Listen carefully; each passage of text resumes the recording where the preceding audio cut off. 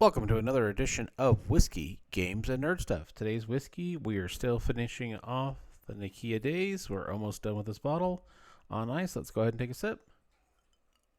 And like I've said in other videos, definitely enjoy this one much more on ice.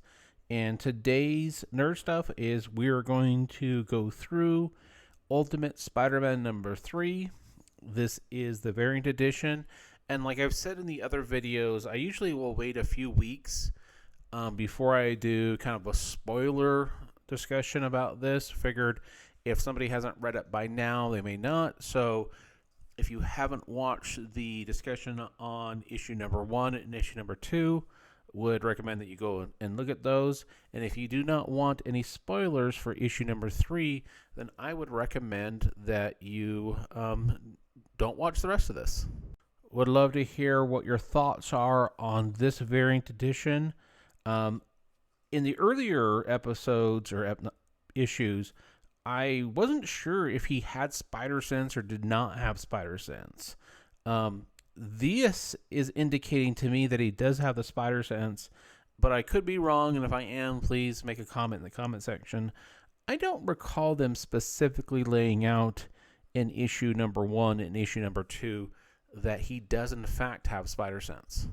So the issue starts off with MJ and Richard is Peter Parker's and MJ's son, and their daughter May. And basically, MJ and Richard are kind of joking about how they feel like they're hiding something, and of course, Peter and May are playing coy. And then the only part of the comic I'm going to read is kind of like the little summary.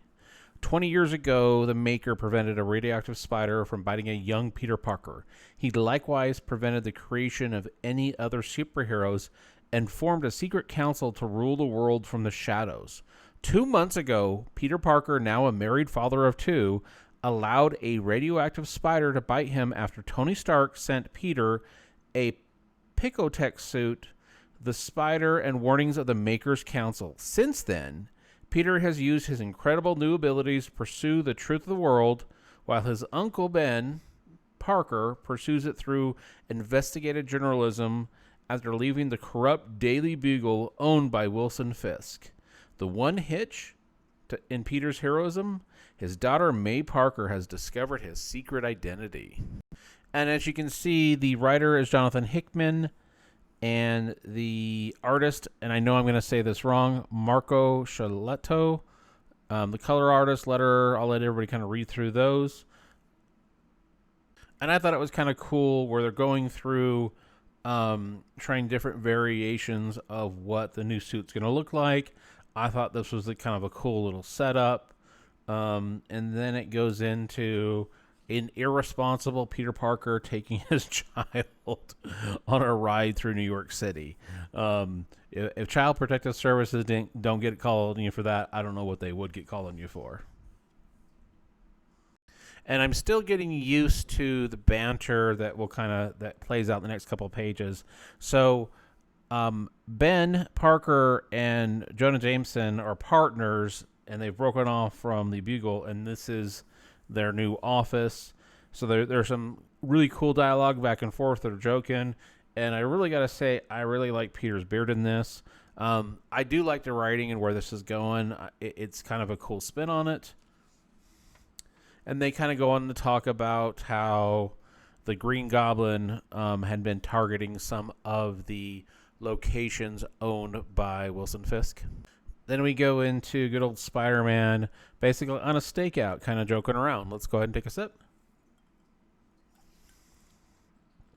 And then lo and behold, right when he's ready to give up, he's seeing 2 individuals going at it. The Green Goblin and this person who, from initially the symbol, I'm like, oh, that's Bullseye. And of course right here, it's Bullseye.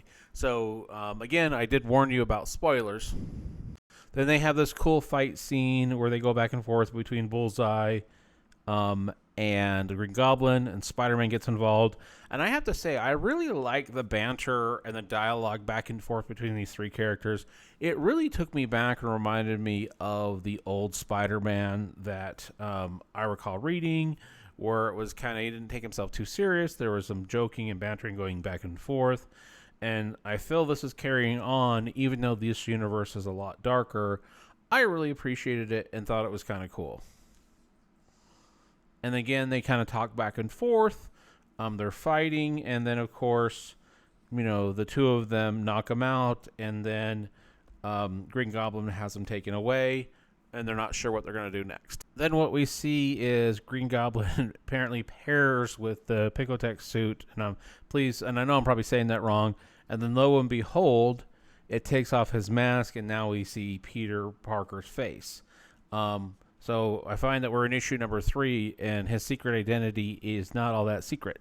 Then we discover that the Green Goblin is Harry, and Harry introduces himself to Peter, and they say, hey, let's go get a drink.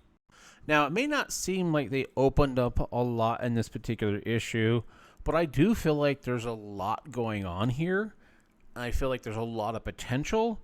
We all know, or I shouldn't say we all know, anybody who's been a fan of Spider-Man knows the relationship between Harry Osborn and Peter Parker and the Green Goblin and his father and everything that's happened with that.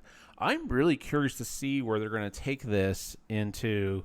Do Green Goblin and Spider-Man team up, become allies, and stick with it, for the long term?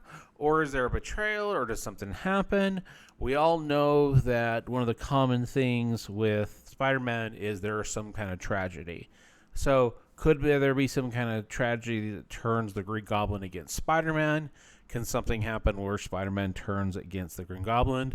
And I do find myself curious as what's going to happen to his family, because I feel like they're setting us up for something to happen to MJ or one of the kids, and then that has the potential to turning him on a little dark side, or if that's just something that they're going to keep going and having that tension of that possible happen. All right, let's go ahead and take a sip. I have to say I really am enjoying this reimagination of the Ultimate Spider-Man a lot more than I thought I would. I've actually really enjoyed the bulk of the new Ultimate line that's coming out, and I have talked about some of the other comics, and of course I will. I will be doing issue 4 here probably next week, a week after this posting, just to kind of, the goal is to do one of these each week now that I believe at the time of this filming, issue 6 or 7 is out right now. Have not read them. What I try to do on these is read them, and then hurry and do the video shortly within a few minutes after I've read it, just while it's fresh in my mind, because I didn't want to read this as we go, but I wanted to have kind of a fresh perspective, and get people's thoughts on this. I really would love to hear comments in the section of what you've thought of the first 3 issues so far. How do you feel about each issue representing kind of a month in time? And I would love to hear some predictions of what you think is going to happen. Who are some of the other villains that we're going to see? Will we see introductions of any other hero characters, or maybe villains that are being spun as heroes? And what are some of the things that you think are going to happen? And what are some of the things that you're fearful is going to happen? When I first started doing this series of videos, one of the things I had thought about was making a prediction of what I thought was going to happen in the next issue. But then I thought that what would happen if I keep making predictions and they're all wrong? Everybody would make fun of me. And certainly don't want to have that happen. And it's something I may do maybe after the 4th issue. I'll say, okay, here's what happened in the 4th issue. Here's what I can see happening in the next couple ones. And we'll kind of go from there. But I would love to hear what your thoughts are. Would you like me to make some predictions on what I think is going to happen? Do you like the kind of the format of how I'm going through this, where just kind of I'm not reading specific things out of here necessarily? I'm not spoiling the dialogue. I'm not spoiling all the scenes, but I'm just kind of giving a brief interview. Would love to hear what your thoughts are on this. I do appreciate everybody taking the time to watch this video. Please like, subscribe, and all that fun stuff. And until next time, everybody, cheers.